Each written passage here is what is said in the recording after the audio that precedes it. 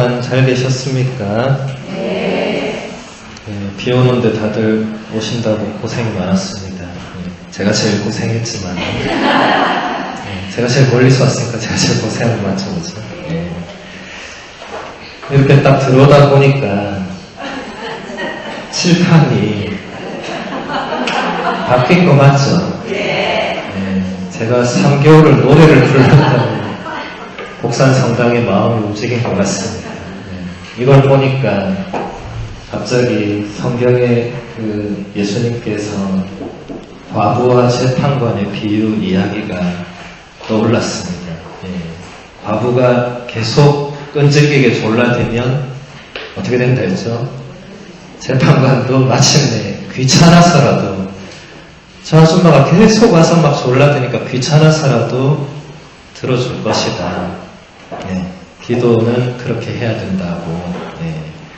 전혀 지금 맞지 않는 비유지만 진작에 칠판이 이렇게 바뀌었다면 지우는 사람도 고생을 덜 했을 것이고 저도 쓸 곳이 많아서 참 좋았을 것 같은데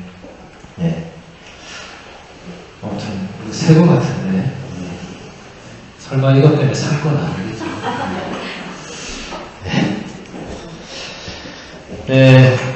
오늘 우리가 이제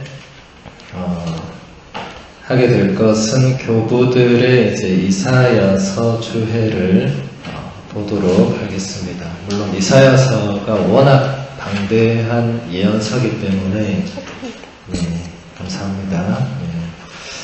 다 볼 수는 없고 이렇게 조금씩 어떤 연결 지점 이런 것만 이제 보도록 하겠습니다.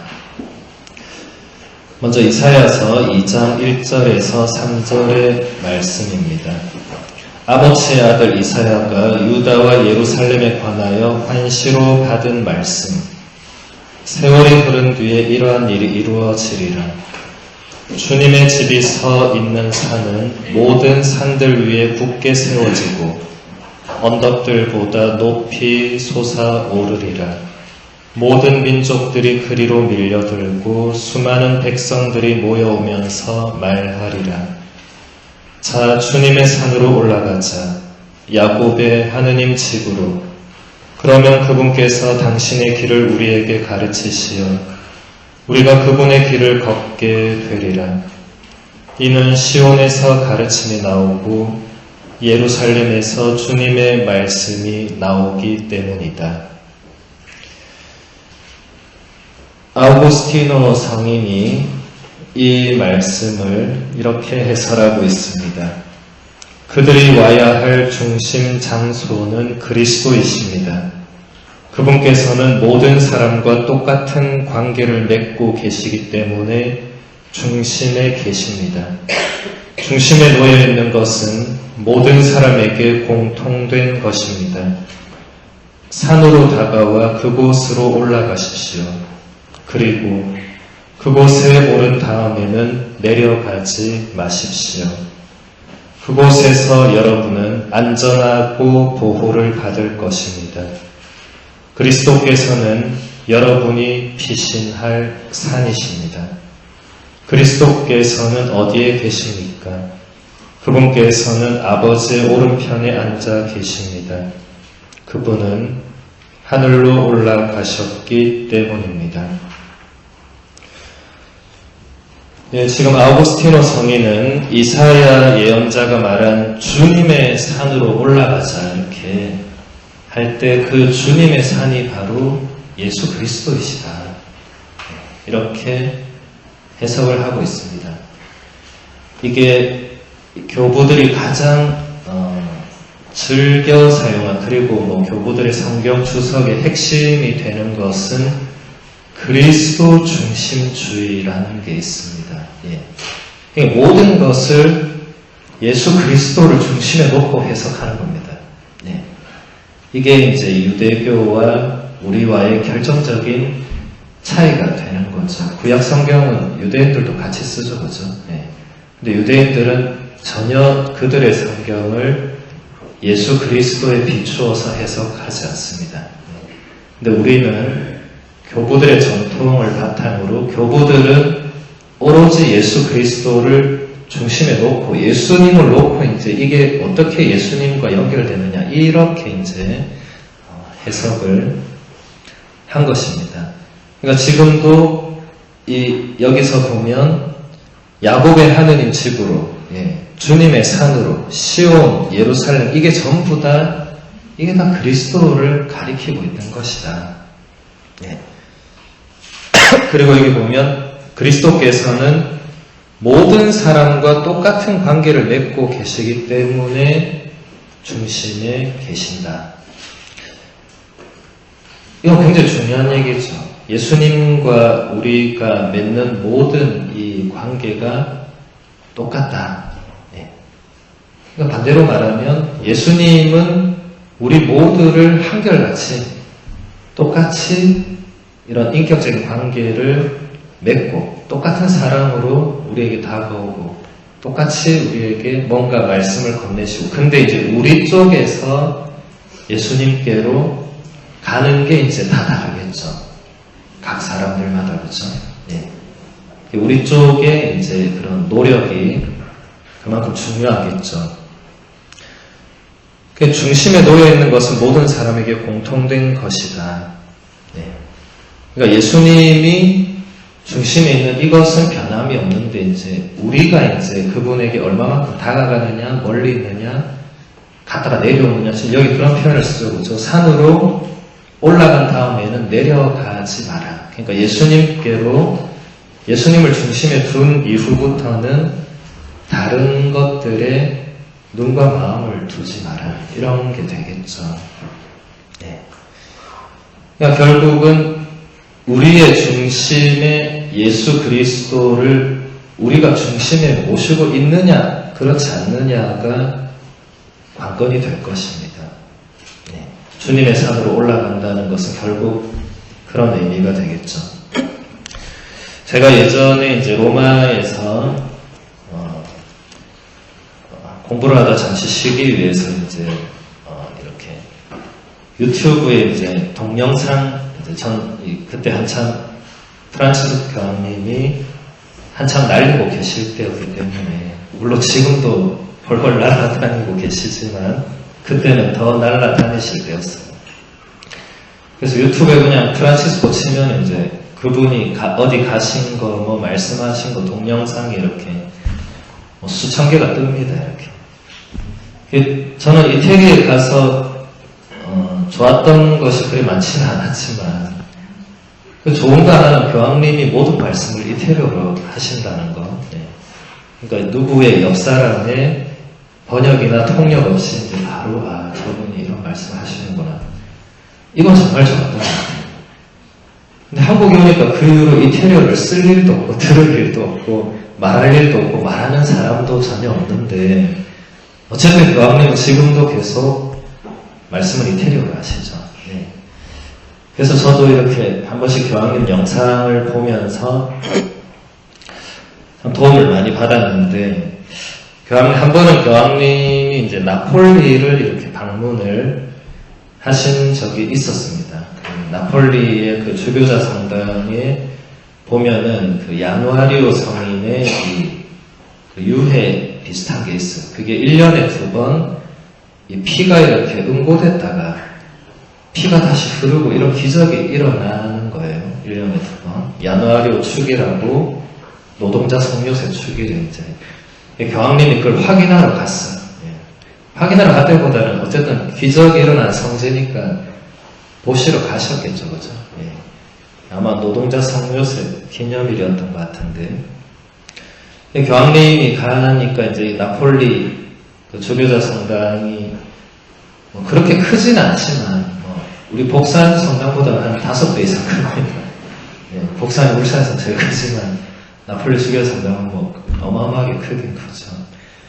갔더니 벌써 막 사람들이 이렇게 뭐 성전을 가득 메우고 근데 이태리 사람과 우리나라 사람은 비슷한 것도 많은데 다른 것도 많아요. 우리나라 사람들은 교황님이 오셔도 질서정연합니다.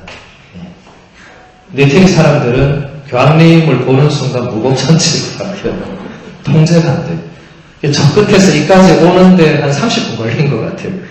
이 사람들이 이 통로에서 안 나오니까 우리 같으면 그래도 이까지 오게 가만히 있을 건데 하여튼 그 난리를 쳐서 겨우 이렇게 올라왔습니다. 올라와서 그러니까 교황님이 오면서 모든 신자층을 다 본 거죠. 그냥 신자들, 신학생들, 수녀님들, 신부님들 이렇게 다 보면서 오신 거죠. 그래서 이제 이런저런 말씀을 하시다가 신학생들한테 내가 당부하고 싶은 게 있다. 이런 얘기를 하시는 거예요. 그 신학생들을 봤으니까. 그래서 이 한 가지만 확실하면 내가 내일 당장 당신들에게 사제 서품을 줄 수도 있고, 근데 이 한 가지가 확실하지 않으면 지금 부제님이라 할지라도 서품에 대해서 깊이 생각을 해야 된다. 그러니까 이제 작은 데가 조용해졌어요.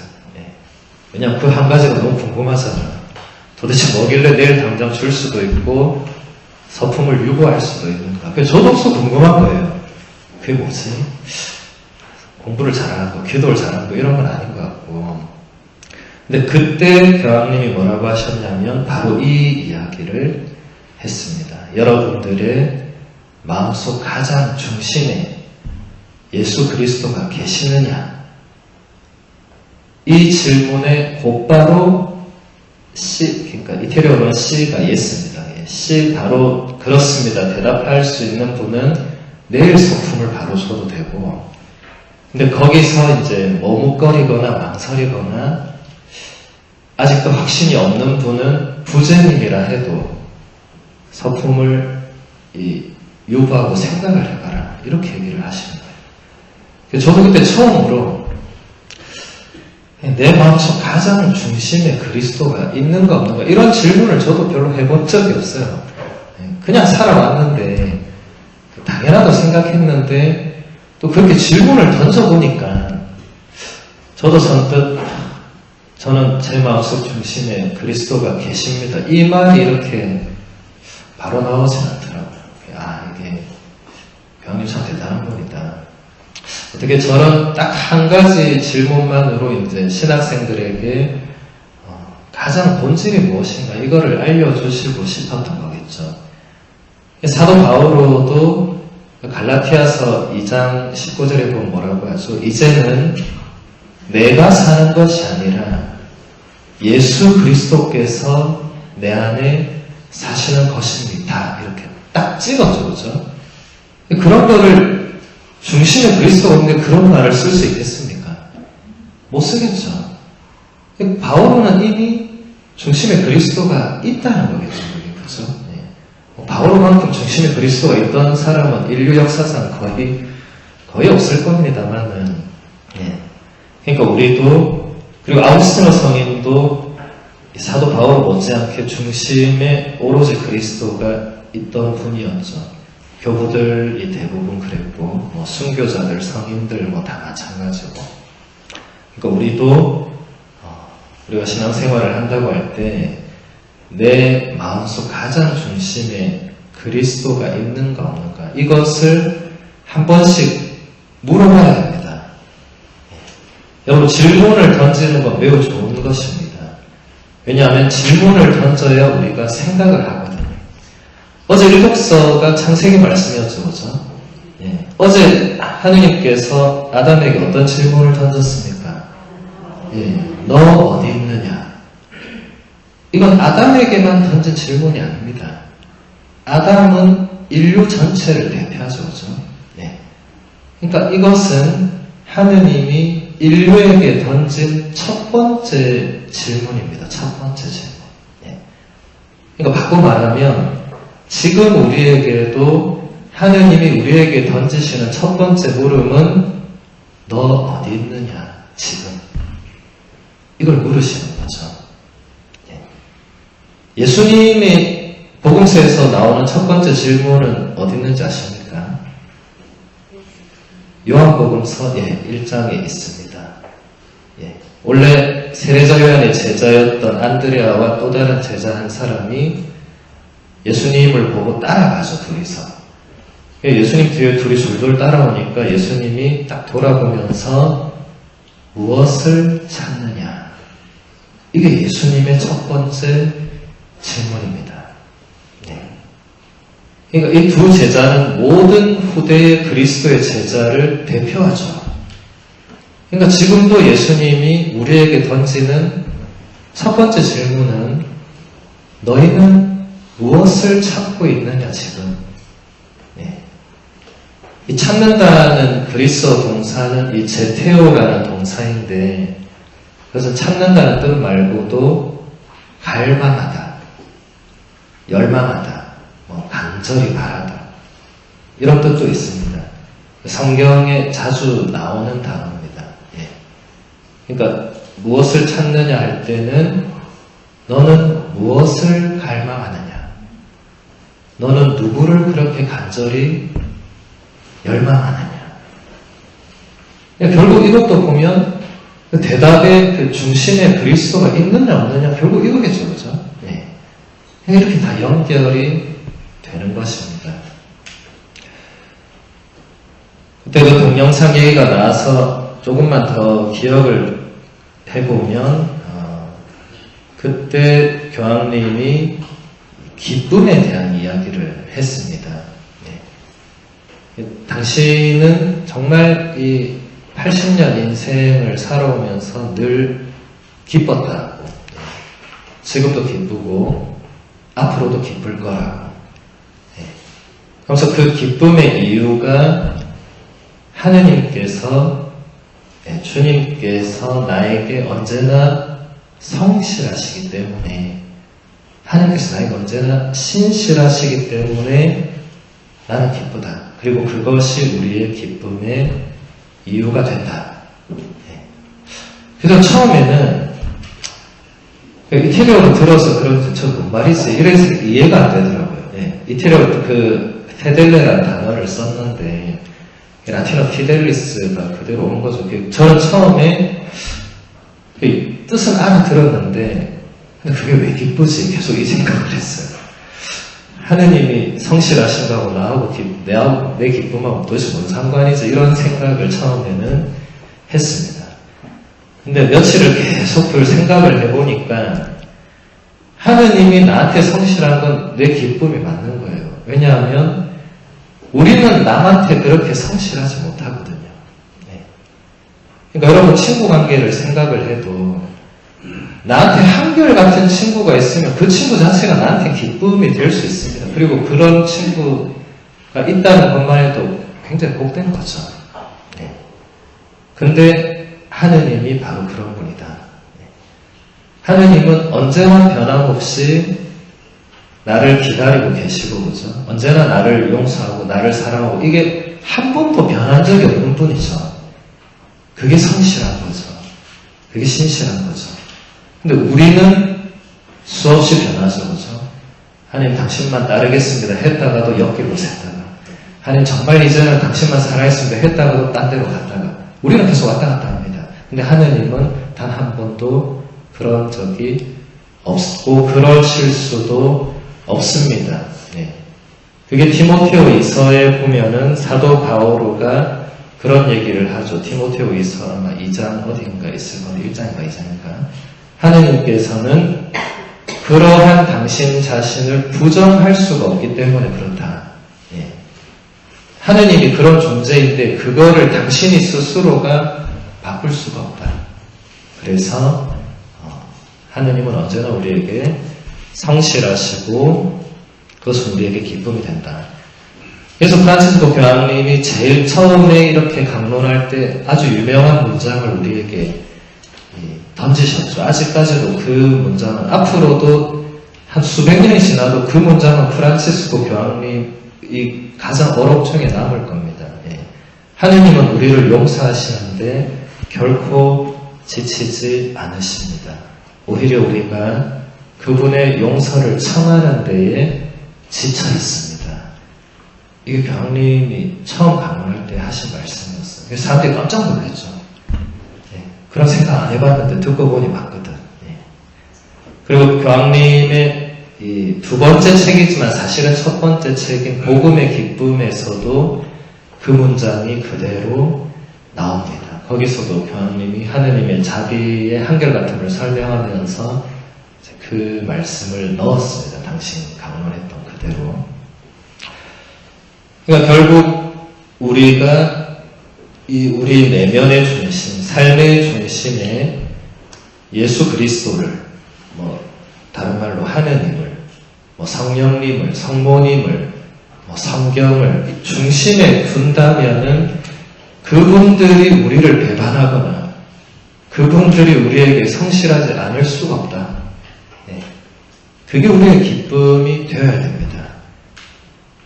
교황님은 그런 얘기를 많이 했습니다. 부활 시기 없이 평생을 사순시기만 살아가는 신자들이 너무 많다. 이게 무슨 말이죠? 기쁨이 없이 신앙생활을 하는 신자들이 너무나 많다. 신앙생활을 몇십 년을 하고 봉사를 이래저래 하고 레저를 하고 성경 공부 온갖 다 하는데 기쁨이 없다면 다 소용없는 거 아닙니까? 그렇죠? 신앙생활에 기쁨이 없는 분들은 교황님 말씀을 잘 생각해 봐야 됩니다. 그리고 교황님 책 그 복음의 기쁨 그걸 반드시 읽어야 돼요. 왜 복음이 기쁜지를 교황님이 설명을 했으니까 우리 날마다 복음 듣잖아요. 오늘도 들었고 어제도 들었고 내일도 들을 거고 죽을 때까지 듣다가 죽을 건데 맨날 듣는데 안 기쁘면 복음이 문제가 있는 거겠어요? 내가 문제가 있는 거겠어요? 내가 문제가 있는 거겠죠. 복음은 기쁜 소식인데 내가 안 기쁘면 내가 지금 뭔가 문제가 있다는 거겠죠. 근데 본인이 찾아야 되는 것입니다. 그럼 다음 구절로 넘어가서 이사야서 6장 1절에서 3절의 말씀입니다. 우찌야 임금이 죽던 해에 나는 높이 솟아오른 어저에 앉아 계시는 주님을 배웠는데 그분의 옷자락이 성전을 가득 채우고 있었다. 그분 위로는 사람들이 있는데 저마다 날개를 6씩 가지고서 둘로는 얼굴을 가리고 둘로는 발을 가리고 둘로는 날아다녔다. 그리고 그들은 서로 주고받으며 외쳤다. 거룩하시다 거룩하시다 거룩하시다. 만군의 주님, 온 땅에 그분의 영광이 가득하다. 이 마지막 부분은 여러분 너무 잘 아는 부분이죠. 이거 어디 나옵니까 이거? 우리 미사 중에 이 그대로 가죠, 그죠? 거룩하시도다 거룩하시도다 거룩하시도다 온 누리의 주 하느님, 그게 만군의 주님이죠. 하늘과 땅에 가득 찬 그 영광. 이 온 땅에 그분의 영광 가득하다. 이거 그대로 넣은 거죠, 그죠? 그 다음 높은 데서 오산나, 그건 어디 나오죠? 주님께서 예루살렘 입성할 때 사람들이 환호한 소리죠, 그죠? 그러니까 여러분, 미사의 그 전례의 거의 모든 부분은 다 성경에서 온 것입니다. 미사는 누가 창조적으로 발명해낸 어떤 작품이 아니고 자연스럽게 이 성경의 곳곳의 내용들이 자연스럽게 이렇게 모아져서 이렇게 하나의 통일된 전례의 형태가 된 거죠. 그래서 여러분이 미사를 한 번만 제대로 온전히 참여해도 굉장히 다른 겁니다. 우리는 미사를 날마다 드리니까 너무 당연하게 생각하지만 제가 늘 이야기하는 게 무엇이든지 당연하게 여기는 순간에 그 소중함을 잃어버리게 됩니다. 미사는 당연한 게 아니에요. 여러분 오늘 저녁에 아까 오다 보니까 자동차 사고 많이 났던데 빗길에 가다가 사고 나서 하나님 나라를 바로 직행하면 아까 드렸던 미사는 내 생의 마지막 미사가 되는 거죠. 그렇죠? 그래서 저도 항상 미사를 드리기 전에는 이 미사가 제 생의 처음인 것처럼 그리고 또 제 생의 마지막인 것처럼 봉헌하게 해달라고 청하면서 이제 들어갑니다. 미사는 그렇게 봉헌해야 됩니다. 그게 마지막일 수 있습니다. 누구에게나 마지막일 수 있어요. 그러면 마음가짐이 달라지겠죠. 미사 중에 주보를 본다든지 휴대폰을 본다든지 존다든지 딴 생각을 한다든지 옆 사람 완전 본다든지 그런 일은 있을 수가 없습니다. 마지막이면. 근데 그런 일이 가능한 이유는 뭐겠어요? 내일도 드리겠지 이런 생각하는 거죠. 그렇죠? 다음 주일도 드리겠지. 그런 생각을 하는 거죠. 근데 그렇게 하시면 그 미사의 그 소중함들, 그 구절구절에 숨어있는 은총들을 우리가 놓칠 수밖에 없다. 보나벤투라 성인이 그런 말을 했습니다. 미사의 은총은 하늘의 별보다 많고 바다의 모래알보다 많습니다. 여러분, 하늘의 별을 셀 수 있습니까? 바다의 모래알을 셀 수 있습니까? 근데 미사 시간은 우리가 셀 수 있습니다. 평일 미사 몇 분 하죠? 30분. 주일 미사 몇 분 하죠? 50분에서 1시간. 그거 넘어가면 어떻게 하죠? 다른 성당 가신 거죠. 네. 그러면은 30분을 초로 계산해도 그 몇 초 되죠? 1800초쯤 되겠죠. 저는 산수를 못하지만 대충 지금 그렇게 곱하면 그 정도 되겠죠. 그런데 1800초 안에 바다의 모래알보다 많은 은총이 있다. 이건 다른 말로 하면 뭐가 됩니까? 모든 순간에 은총이 흘러 넘친다. 이렇게 되겠죠. 네. 미사의 모든 순간에 입당 성가 시작 때부터 마지막 파견 성가 끝날 때까지 모든 순간에 바다의 모래알보다 많은 은총이 있다는 거겠죠. 근데 여러분, 미사 드리고 나서 그렇게 수많은 은총을 체험하고 나오는 사람 있습니까, 지금? 거의 없죠, 그죠? 그만큼 우리가 은총은 쏟아지는데 우리가 못 받고 그대로 통과돼서 어디 딴 데로 새 나가는 겁니다. 예. 마치 밑 빠진 복에 물 붓는 것처럼. 예. 그러니까 이건 우리가 미사 때에 결국 그 마음가짐, 거기 달린 거겠죠. 항상 마지막이라고 생각하면, 또 이게 당연하다고 여기지 않으면 우리가 미사 때 다른 생각을 한다는 것은 거의 불가능에 가깝습니다. 그것은 저의 체험이기도 하고, 이 이사야서 이 구절을 루스페의 풀젠시오라는 성인이 이렇게 해설을 했습니다. 사람들이 거룩하시다 거룩하시다 거룩하시다 만군의 주 하느님 하고 외치는 소리를 들었다고 이사야가 말했을 때 그는 자신에게 계시된 삼위와 본성의 일치에 관하여 침묵을 지키지 않았습니다. 그러므로 세 번에 걸쳐 거룩하시다는 말이 반복된 것은 삼위가 계심을 말합니다. 만군의 주 하느님이란 말이 한 번 사용된 데에서 우리는 하느님의 본성이 일치됨을 깨닫습니다. 그러므로 거룩한 삼위 안에서 아버지는 한 분이시며 이분 홀로 당신 본성으로 한 분이신 아들을 낳으셨습니다. 성령도 한 분이신데 이분 홀로 아버지와 아들의 본성에서 나오십니다. 이 모든 것이 한 위격에게는 불가능합니다. 말하자면 스스로 낳고 태어나며 스스로 나오는 것은 불가능하다는 말입니다.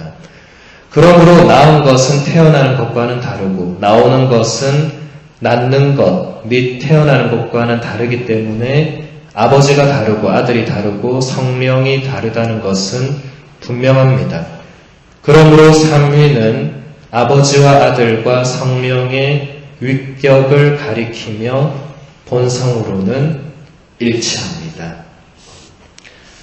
지금 풀젠시오 성인은 이사야 예언자가 기록한 이 거룩하시다를 3번 하고 만군의 주 하느님 온 땅에 흐르면 가득하다 이 구절이 바로 삼위일체 하느님의 신비를 드러내준다.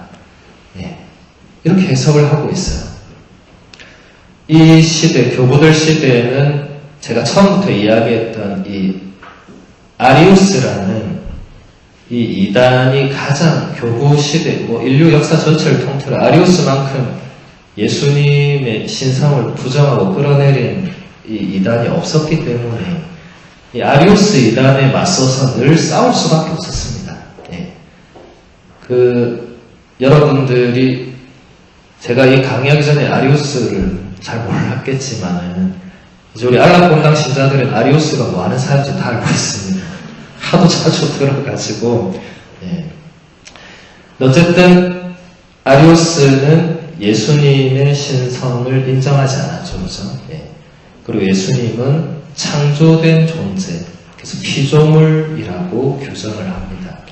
피조물 중에 비록 으뜸이지만 어쨌든 피조물이고, 그래서 성자 예수님이 태어나지 않았던 때가 있었다고 이렇게 명시를 하죠. 그 무슨 말이죠? 영원성이 없다는 겁니다. 예.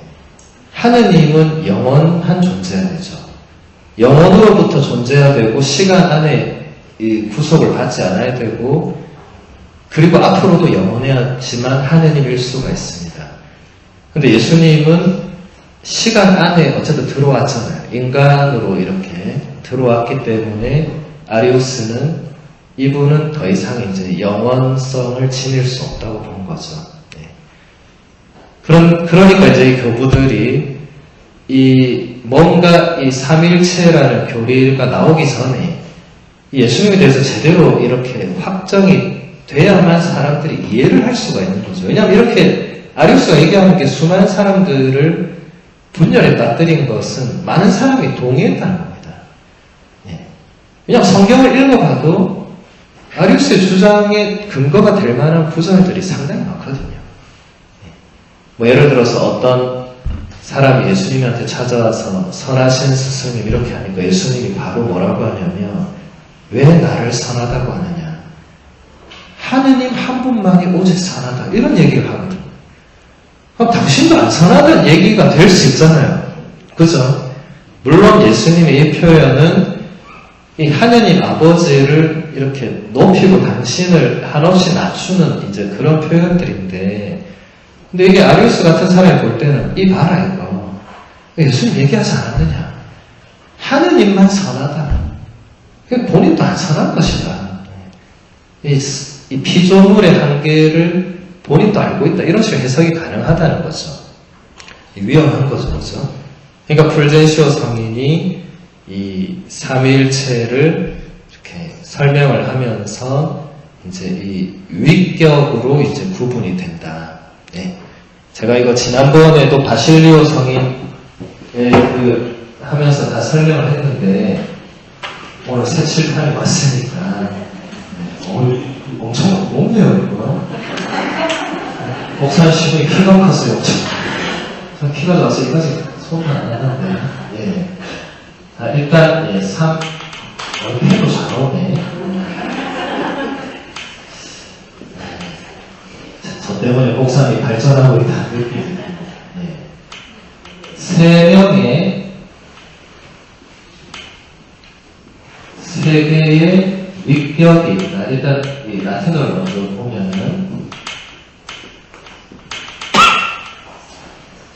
라틴어 트레스하는 세 개고, 이제, 라틴어로는 이제, 베르툴리아노라는 교부가, 이거를 이제, 베르소나라는 단어로 이제, 삼위를 설명을 했습니다.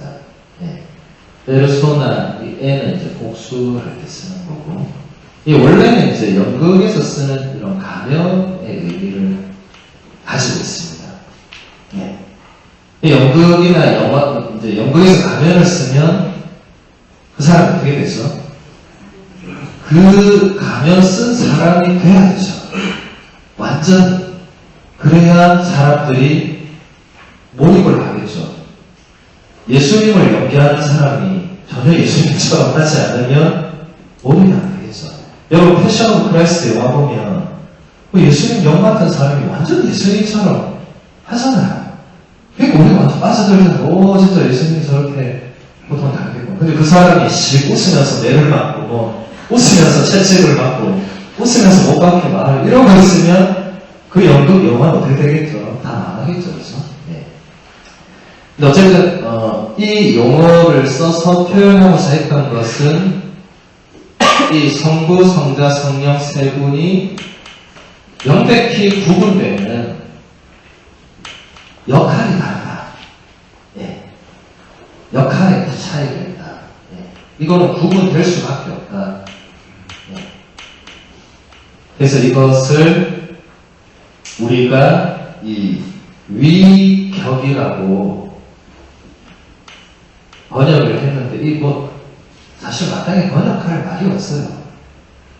왜냐하면 이 고유한 걸, 각각에게 고유한 걸 표현한 거거든요. 이거는 그 성부, 성자, 성령 각각에게 우리가 가지고 있는 그 각각의 고유함이 바로 여기서 나오는 겁니다. 여러분, 이 영어로 이 personality라는 이 단어를 쓸 때 물론 뭐 캐릭터 이런 단어도 있지만 이런 단어는 전부 다 뭘 표현하냐면 그 사람만이 가지고 있는, 나만이 가지고 있고 너만이 가지고 있고 그만이 가지고 있는 그 고유함을 표현하는 거죠. 네. 우리는 그런 것을 어떤 인격적인 이런 표현을 하죠. 그렇죠? 우리가 인격적인 존재가 만난다 할 때 우리가 사자와 호랑이가 만나서 인격적인 만남을 하지 않죠. 네. 개와 고양이가 만나서 인격적인 만남을 하지는 않습니다. 근데 우리는 인간만이, 그리고 하느님은 당연히 이런 인격적인 존재인데 이 인자가 사람 인자니까 이거는 하느님한테는 수식할 수가 없죠. 그렇죠?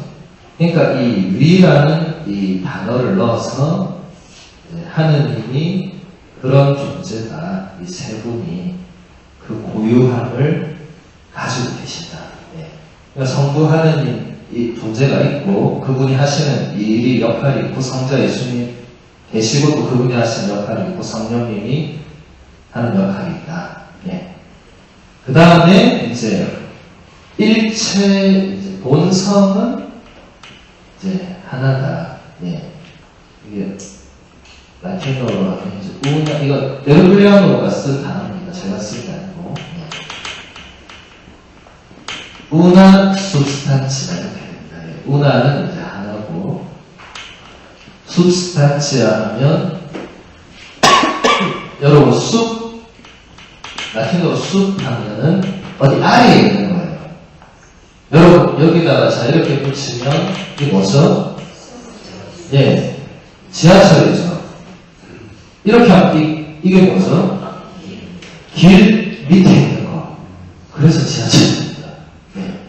발음만 써보고 가는 것이 다 라틴에서 온 거죠. 그러니까 숲은 밑에 아래에 있는 거. 그 스탄치아에 저걸 스타라는 이 라틴어 동사에서 이거는 그냥 있는 거예요. 있다. 존재하는 거. 그러니까 뭔가 근원에 있는 거. 뭔가 그러니까 이걸 다른 말로 뭐가 되겠죠? 뭔가 본질적인 거. 이게 다 서양 철학적 용어입니다. 우리가 잘 안 쓰는 말들이죠. 본질, 뭐 본성, 뭐 실체, 본체 뭐 이렇게 되겠죠. 그러니까 여기서 일체라고 할 때는 하나의 본체라고 예, 본체가 같다. 예. 그러니까 하느님 그 신성으로는 같다. 그러니까 하느님만이 진리일 수 있는 그 제가 얘기한 그런 영원한 속성 그리고 피조물이 아닌 속성 그러니까 시간 공간 이런 데 구애받지 않는 속성 예, 시작도 끝도 없는 속성 이런 모든 것을 똑같이 가지고 있어야 된다. 예. 예수님이 여러분 요한 붙이려고 예수님 뭐라고 하죠? 나는 내가 시작을 끝을 가리려 얘기하죠. 딴 말로 안 보죠? 당신은 그런 거에 구애받지 않는다는 소리죠. 그죠? 예. 그러니까 성경만 가지고 서로 싸우면 답이 나올 수가 없습니다. 왜냐하면 성경은 자기 마음대로 해석해도 되니까. 그 당시에는 지금은 우리는 교회의 해석을 넘어서면 안 되지만 그 당시에는 이렇게 마음대로 해석을 할 수 있었죠.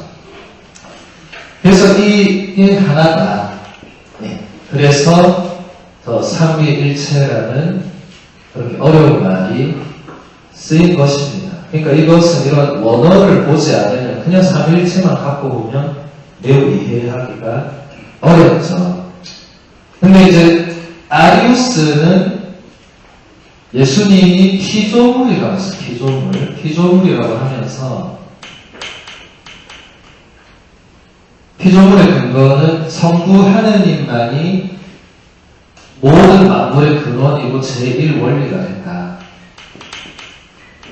그래서 이분만 그냥 원래부터 영원으로부터 존재하고 성자는 성부에게서 나왔기 때문에 이 근원이 될 수가 없다. 그리고 성령은 성부 성자로부터 나오니까 또 근원이 될 수가 없다. 이것을 제가 지난번에 복산 전지특강대회 이런 거를 종속론적 해설이라고 합니다. 사실 초기 교회의 종속론적 이 시각은 매우 널리 퍼져 있었습니다. 그게 극단적으로 돌출된 사람이 이제 아리우스였고, 많은 사람들이 이 순서대로 삼위 하느님을 이해하고 있었어요. 성부 하느님이 제일 근원이고, 성자가 그 밑에 있고, 그 다음에 성령이 있고, 이 종속론을 라틴어로 하면 수 오르디나치오라고 합니다. 숲은 아까 한 그대로 보죠. 아래에 있는 거고, 오르디나에는 이제 뭔가 질서가 있는 거죠. 뭔가 순서. 그러니까 아래에 뭐가 있고 아래에 뭐가 있다 이런 겁니다. 이 종속론이 사실은 초세기를 가장 지배했던 학설입니다. 근데 사실 이 초세기 더 거슬러 가보면은 이 마테오 복음서나 가장 오래된 그리스도교 문헌인 디다케론에 보면 성부, 성자, 성령은 저렇게 수직적으로 되어 있지 않고 수평적으로 되어 있었어요. 여러분 마테오 복음서 28장 20절에 보면 뭐라고 되어 있냐면 너희는 이제 가서 세상 끝날까지 내가 가르치고 지키고 한 걸 가르쳐라 하면서 너희는 성부와 아버지와 아들과 성령의 이름으로 사람들에게 세례를 주어라. 그리고 내가 너희에게 명령한 모든 것을 가르쳐 지키게 하여라. 보라 내가 세상 끝날까지 언제나 너희와 함께 있겠다. 이렇게. 그때는 아버지, 아들, 성령이 동일성 이렇게 있습니다. 수평. 그리고 디다케라는 그 가장 오래된 이 신약성경 이후에 가장 오래된 문헌을 봐도 여러분은 성부와 성자와 성령의 이름으로 세례를 베푸십시오 이렇게 되어 있어요. 그때까지만 해도 수평이었어요. 그런데 이제 2세기, 3세기 넘어가면서 이제 점점 사람들이 이거를 수평이었던 관계를 수직적으로 생각했던 겁니다. 이걸 다시 수평으로 끌어올리는 데에 몇백 년이 걸렸습니다. 이게 엄청난 거였습니다. 이게 진짜. 그러니까 지금도 예수님은 항상 문제가 되는 분이지만 그때나 지금이나 그렇지만 이게 수평으로 지금은 이제 수평이라고 교회가 가르친다. 여러분은 수직이라고 생각하더라도 여러분 이걸 수직이라고 말하면 어떻게 됩니까? 그걸 이단이라고 하는 것입니다. 지금 저는 죽어도 수직인 것 같습니다. 그러면 당신은 이단이 되는 것입니다. 교회의 가르침을 받아들이지 않으면 그 자동 이단이 되는 거죠. 그래서 이 정도로 칠판 크니까 좋네요. 이를 써볼 공간이 많네요. 지난번에 이를 썼으면 쓸 데도 없었겠지만은. 그 다음으로 이사야서 7장 10절에서 14절 말씀입니다. 주님께서 아하즈에게 다시 이르셨다. 너는 주 너의 하느님께 너를 위하여 표징을 청하여라. 저 젖은 깊은 곳에 있는 것이든 저 위 높은 곳에 있는 것이든 아무 것이나 청하여라. 아하즈가 대답하였다. 저는 청하지 않겠습니다. 그리고 주님을 시험하지 않으렵니다. 그러자 이사야가 말하였다. 다윗 왕실은 잘 들으십시오. 여러분은 사람들을 성가시게 하는 것으로는 부족하여 나의 하느님까지 성가시게 하려 합니까? 그러므로 주님께서 몸소 여러분에게 표징을 주실 것입니다. 보십시오. 젊은 여인이 잉태하여 아들을 낳고 그 이름을 임마누엘이라 할 것입니다. 여러분 임마누엘이 무슨 뜻이죠? 임마누 하면 우리와 함께 있는, 엘은 하느님. 히브리어 엘은 항상 하느님입니다. 하느님. 그러니까 베텔 하면 그게 뭐가 되죠? 벳은 집이거든요. 그러니까 베텔 하면 뭐가 되죠? 하느님의 집이 되는 거죠. 그렇죠? 예. 뭐 라파엘 하면 뭐가 되죠? 하느님께서 치유하신다. 이렇게 됩니다. 뭐 엘리야 하면 뭐가 되죠? 예. 나의 하느님 야훼 뭐 이렇게 되죠. 엘리 하면 나의 하느님 이렇게 됩니다. 어쨌든 엘은 언제나 네, 하느님 임마누엘 우리와 함께 계시는 하느님. 제가 아까 마태복음서 제일 마지막 부분에서 내가 세상 끝날까지 언제나 너희와 함께 있겠다. 예, 이게 바로 임마누엘이죠. 그죠? 사실 임마누엘이라는 단어는 마태복음서 밖에 나오지 않습니다. 다른 복음서들은 예수님께 임마누엘이라는 칭호를 적용하지 않습니다. 그 대신에 뭐 하느님의 어린 양, 다윗의 자손, 뭐 메시아, 스승님, 뭐 이런 예수님께 붙는 수식은 뭐 워낙 뭐 많으니까. 근데 임마누엘은 마태복음서 저자만이 가져온 것이죠. 바로 이 이사야서를 인용합니다. 먼저 예로니모 성인의 해설을 들어보겠습니다. 이사야는 우리의 믿음과 희망의 신비에 관하여 이렇게 말합니다. 보십시오. 동정녀가 잉태하여 아들을 낳고 그 이름을 임마누엘이라 할 것입니다. 유대인들은 알마가 히브리어로 동정녀가 아니라 젊은 여인을 뜻한다고 곧잘 우리에게 이 의를 제기합니다. 사실 동정녀는 히브리어로 베툴라라고 합니다. 그러나 젊은 여인 또는 소녀는 알마가 아니라 나아라입니다. 그러면 알마의 의미는 무엇입니까? 알마는 숨겨진 동정녀, 그냥 동정녀가 아니라 더 깊은 의미를 지닌 동정녀입니다. 동정녀라고 해서 모두 남자의 눈에 띄지 않게 감추어진 것은 아니기 때문입니다. 여러분, 예로니모 성인이 뭘 했던 분이시죠? 네? 예로니모 여러 명 가면 여러분 대답을 해요. 예로니모는 한 분인데 이 사람 뭐 했다, 저 사람 뭐 했다고.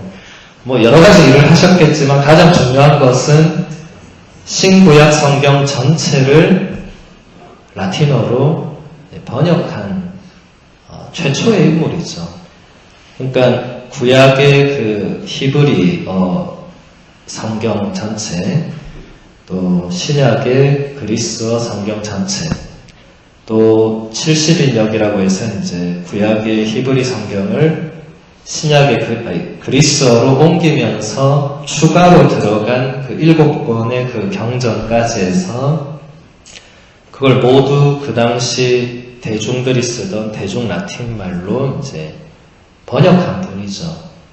대단한 분입니다. 보통 사람은 아닙니다. 그래서 여러분 성지 순례연대 가면 예로니모 성인의 이콘이나 이 성화가 가장 많아요. 예.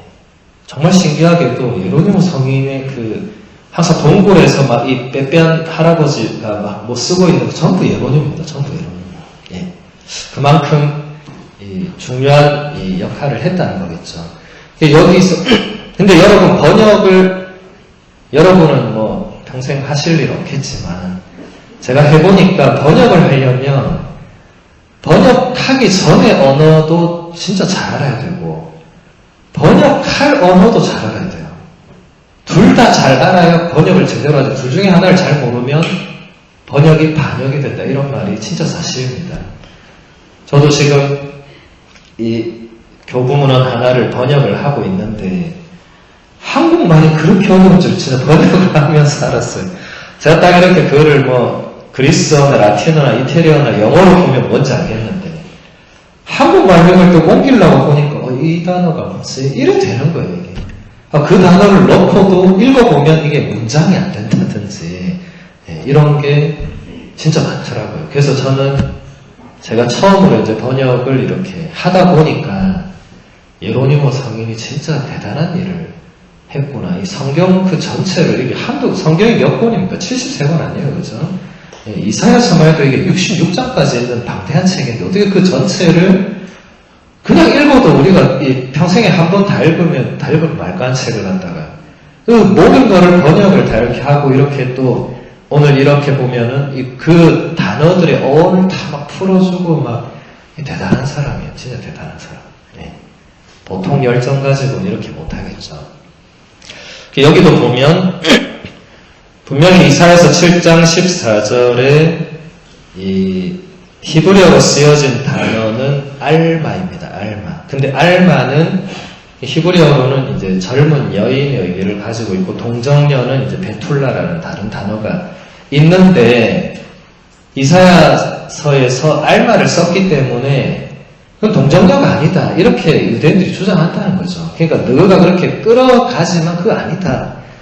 라고 하는데 이제 예로니모 성인은 이 히브리어 단어 알마의 의미를 더 깊이 이해해야 된다. 예, 그 성경이 쓰일 때. 예. 그리고 이 70인역 번역은 이것을 바로 동정녀로 번역을 했습니다. 예. 그러니까 그리스어로 이 원래 알마라는 단어를 그리스어로 번역하면 네아니스라는 단어를 써야 되는데 70인역에 보면 이 파르테노스라는 이 동정녀라는 이 고유한 단어를 바로 쓰거든요. 예. 그리고 마테오복음서 저자는 70인역 성경을 그대로 인용합니다. 예. 이 마테오복음서 저자가 쓰던 시대에는 히브리어를 사람들이 알지 못했고 거의 대부분. 그래서 여러분 요한복음서 읽어보면 이런 거 있죠. 이 예수님이 베드로를 부를 때, 너는 케파, 너는 요한의 아들 시몬이구나 이러면서 뭐라고 하죠? 넌 앞으로 케파라고 불릴 것이다. 근데 그 뒤에 요한복음서 뭐라고 되어 있어요? 케파는 베드로라고 번역되는 말이다. 예. 케파는 히브리어고 이 베드로는 그리스어 라틴어니까 사람들이 이제 케파를 모르는 거예요. 이제. 요한복음서를 읽으려고 보니까. 그러니까 요한복음서 저자가 그런 식으로 달아줍니다. 아, 이거는 요런 말이다. 이미 그때부터 이제 더 이상 히브리어를 사람들이 모르는 시대가 온 거죠. 그러니까 예로니모 성인 시대는 이미 거의 4세기니까 그리스어를 이제 더 이상 특히 그 서방 로마 쪽은 그리스어를 사람들이 모르는 시대가 온 거죠. 그래서 다 라틴어로 이제 번역을 한 것입니다. 네. 그래서 어쨌든 이 예언 말씀이 이 마테오복음서 저자는 메시아의 동정 잉태와 탄생에 대한 예고다. 예. 이렇게 바로 이렇게 가져오죠. 그리고 그게 바로 임마누엘. 마테오복음서 1장 여기 24절 25절 보면은 이렇게 예수님이 이렇게 탄생했다 하면서 마지막에 뭐라고 하냐면 주님께서 예언자를 통하여 하신 말씀이 이루어지려고 이 모든 일이 일어났다. 곧 보아라 동정녀가 잉태하여 아들을 낳으리니 그 이름을 임마누엘이라고 하리라 하신 말씀이다. 여기서도 보면 임마누엘은 번역하면 하느님께서 우리와 함께 계시다는 뜻이다 라고 마테오복음서 저자 써놨어요. 사람들이 임마누엘을 이제 모르는 거야. 이 단어가 뭔지. 예. 그 다음에 잠에서 깨어난 요셉은 주님의 천사가 명령한 대로 아내를 맞아들였다. 그리고 아들의 이름을 예수라고 하였다. 이렇게 끝맺습니다. 그런데 정작 마테오 복음서조차도 여러분 마테오복음서 나중에 그 뒤에 다 읽어봐도 임마누엘이라는 단어가 그 뒤로 한 번도 안 나옵니다. 그리고 제일 마지막에 아까 얘기한 내가 세상 끝날까지 언제나 너희와 함께 있겠다. 마테오복음서 저자가 이 말씀을 마지막에 배치한 의도가 있겠죠.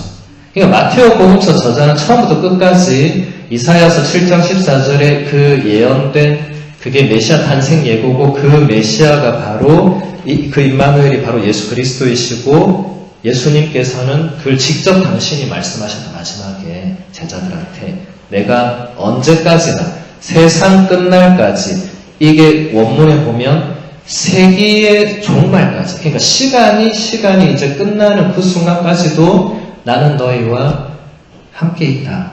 그게 임마누엘이죠. 그렇죠? 네. 마테오복음서 저자는 예수님은 바로 그런 하나님이시다라고 이렇게 그 신학적 의도를 깔고 있는 것입니다. 예. 시계를 보니까 벌써 시간이 많이 됐네요. 예, 10분 휴식하고 다시 만나도록 하겠습니다.